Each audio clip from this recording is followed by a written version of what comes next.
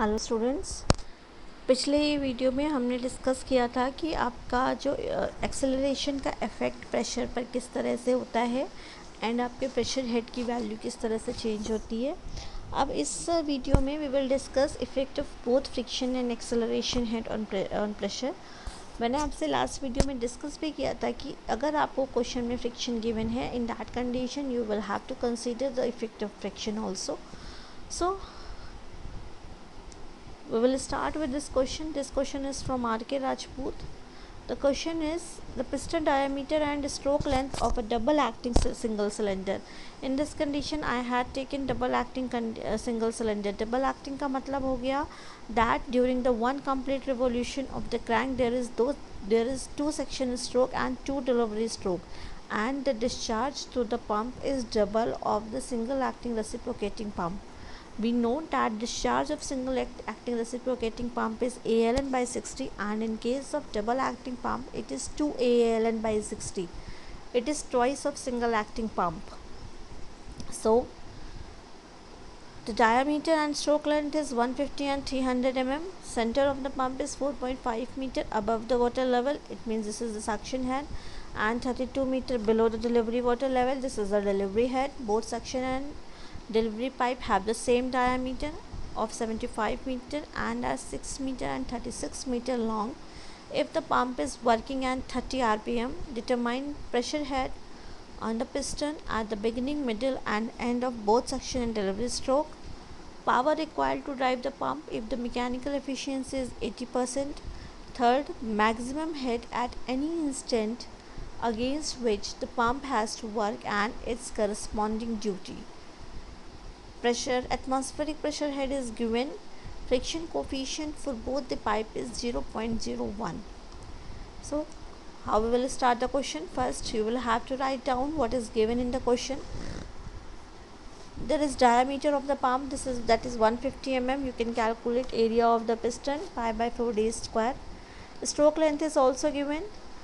Crank radius is, you all know that crank radius is half of the stroke length, that is 0.15 meter. Suction head is 4.5 meter. Delivery head is 32 meter. Diameter of both the pipes are 0.075 meters. You can calculate the area of suction pipe and delivery pipe. Length of the suction pipe is 6 meter. Length of delivery pipe is 36 meter.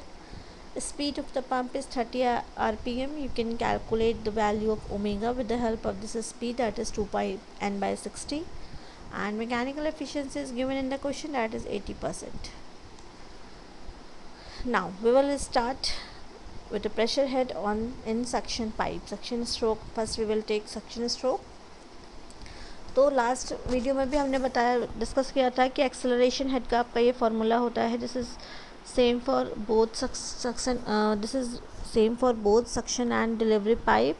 बस आपका difference क्या होता है, यहाँ पर आपने लिया है length of suction pipe. In case of delivery stroke you will take length of delivery pipe.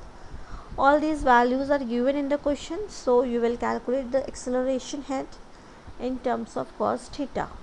Now friction head, हमने यहाँ पर फ्रिक्शन की भी बात करी है. आपको क्वेश्चन में कोफिशिएंट ऑफ फ्रिक्शन दिया है. It means you will have to consider the condition of friction head also, क्योंकि जब आपका पिस्टन सिलेंडर के अंदर मूव कर रहा है तो ऑब्वियसली आपके पाइप्स के अंदर भी फ्रिक्शन लगेगा. फ्रिक्शन वर्क करेगा, एक्ट करेगा, और जब फ्रिक्शन एक्ट करेगा तो it will affect the velocity inside the pipe. So friction head is, ये आपका फॉर्मूला होता है जो हमने डराइव किया था लास्ट वीडियोस में. आप अगर इस वीडियो को पढ़ने से पहले भी आपको जो मैंने आपको पिछले वीडियोस दिए थे या स्लाइड शेयर करी थी, उसमें you will have to go through the slide number and video number 6. जब आप 6 नंबर का वीडियो एंड स्लाइड पढ़ोगे, उसमें मैंने ये चीज़ को क्लियरली एक्सप्लेन किया है that what is the effect of both acceleration and friction on pressure head in suction and delivery pipes. So friction head का आपका ये फार्मूला होता है, एंड आप इस फार्मूले के में आप ये देख रहे हो कि ये जो फ्रिक्शन हेड है ये डिपेंड करता है साइन थीटा पर, एक्सेलरेशन हेड डिपेंड करता है कॉस थीटा पर. अब आप ये देखिए कि जब हमारा बिगनिंग होगी स्ट्रोक की, in that condition cos theta की value is cos 0, it means ये आपका मैक्सिमम होगा acceleration head, but at the starting of the stroke there is no friction. और ये आपका एक लॉजिकल कंसेप्ट भी है कि जब कोई चीज़ स्टार्ट हो रही है यानी कि उसने मूव करना स्टार्ट ही नहीं किया है, इन दैट कंडीशन वहाँ पर कोई फ्रिक्शन नहीं होगा, there will be no friction. तो इसलिए जब भी आपका स्टार्ट कर रहा है कोई स्ट्रोक, वहाँ पर कोई फ्रिक्शनल हेड वर्क नहीं करेगा। Sine 0 is equal to 0, it means there is no friction head.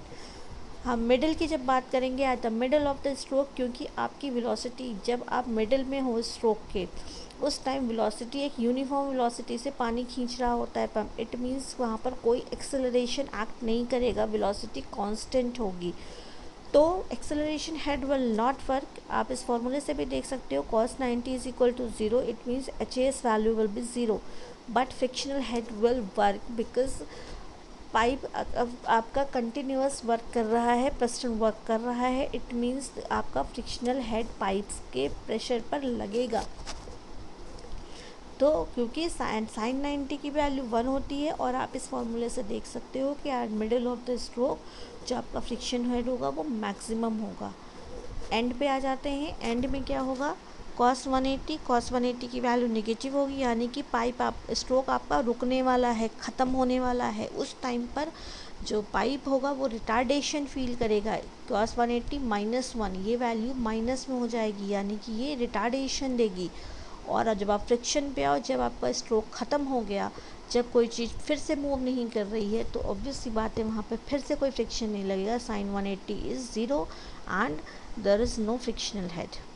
तो अब जब आपसे मैंने पिछले क्वेश्चन में जब मैंने आपसे एक्सेलरेशन हेड की बात की थी, तो जो टोटल प्रेशर हेड था that is the summation of HS plus HAS, it means suction head plus acceleration head.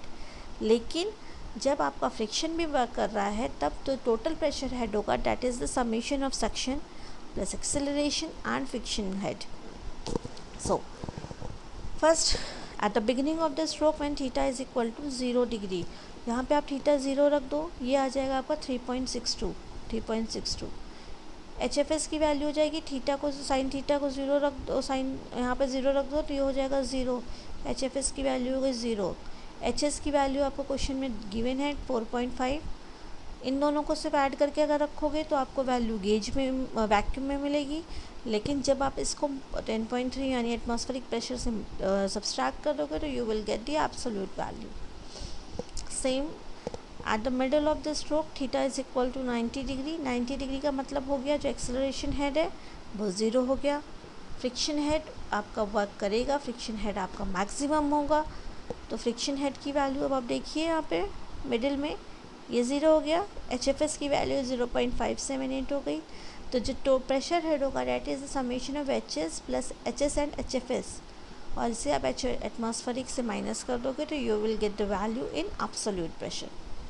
Similarly at the end of the stroke theta is equal to 180 degree. 180 का मतलब क्या हो गया आपका कि फ्रिक्शनल हेड फिर से 0 हो गया बिकॉज साइन 180 0। एक्सेलरेशन हेड आपको मिलेगा but in negative, it means this is the value of retardation. फिर आपको प्रेशर हेड निकालना है, तो जो टोटल हेड हो गया प्रेशर हेड ये हो गया HS प्लस HAS, और इसको आप H एटमॉस्फेरिक से माइनस करेंगे तो you will get the value in absolute. So this is the value of pressure head at beginning, middle and the end of the stroke. Similarly, you can calculate all these values for delivery pipe. Delivery के लिए भी head आपको given है, acceleration head, friction head आपने cos theta और sin theta के term में निकाल लिया। टोटल जो प्रेशर हेड होगा that is the summation of HD, HAD and HFD. At beginning, theta is equal to 0. It means acceleration head will act, that is 21.69. HFD value will become 0 because sin 0 is equal to 0. तो यहाँ पर आपका beginning में क्या हो गया, HD आपका है 32, HAD आपने निकाला 21.69। इसे आप H एटमॉस्फेरिक में ऐड करेंगे फॉर द एब्सोल्यूट वैल्यू। अगर आप ऐड नहीं करेंगे तो you will get the value in gauge pressure. Similarly, at the middle of the stroke when theta is equal to 90 degree, theta 90 है, इसका मतलब there is no acceleration head but frictional head will act, and this is the value of the pressure head at middle of the stroke. And similarly at the end of the stroke you will get HFD is 0, HAD is in the terms of retardation head, that is minus 21.69, and the total pressure head is 20.61 meter of water in absolute manner. Now, how you will calculate power required by the pump? But this is the double acting pump. You know that power is rho g ALN by 60 into total height. Rho g ALN by 60, but this is double acting pump, तो आप इसको 2 times ले लेंगे, 2 rho g ALN by 60 plus total height is HS plus HD, HS plus HD। ये जो formula है, इस फॉर्मूले को पढ़ने के लिए या समझने के लिए आपको स्लाइड नंबर या वीडियो नंबर 6 पर जाना पड़ेगा।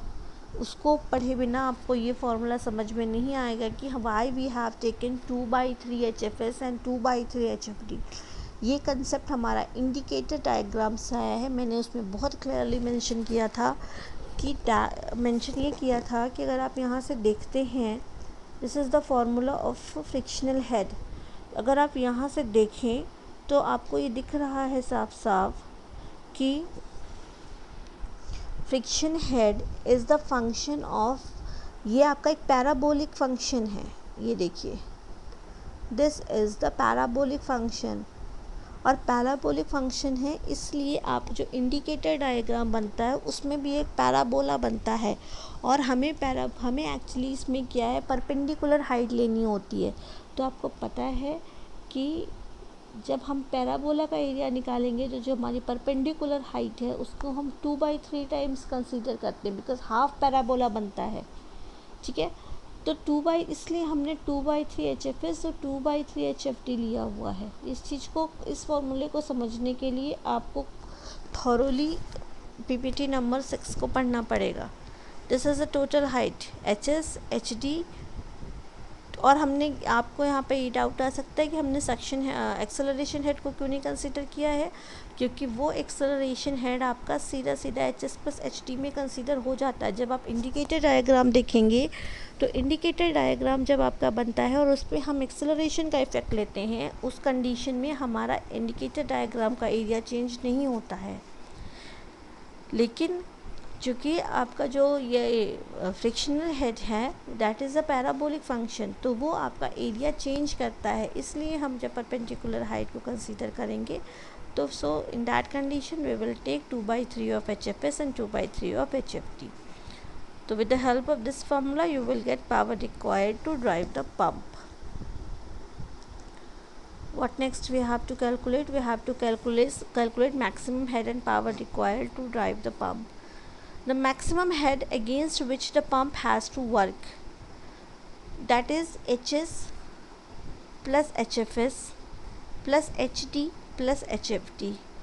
ये हो गया आपका मिडिल पोजीशन पर, क्योंकि मिडिल पोजीशन पर आपका सक्शन हेड नहीं वर्क करता है, तो you have to calculate maximum head. तो ये हो गया HS, HFS, HD and HFD। तो ये आपका मिड पोजीशन पर आपने बता दिया कि मैक्सिमम हेड क्या है against which pump has to work. फिर अगर आपसे एंड पोजीशन पर पूछा जाए तो एंड पोजीशन पर ये हो गया HS, HAS, HD and HAD। तो HS, HAS, HD and HAD को कैलकुलेट करके we will get this value, and position of the piston. तो इन दोनों में से अगर आप देखो तो मैक्सिमम हेड इज़ 54.57 मीटर।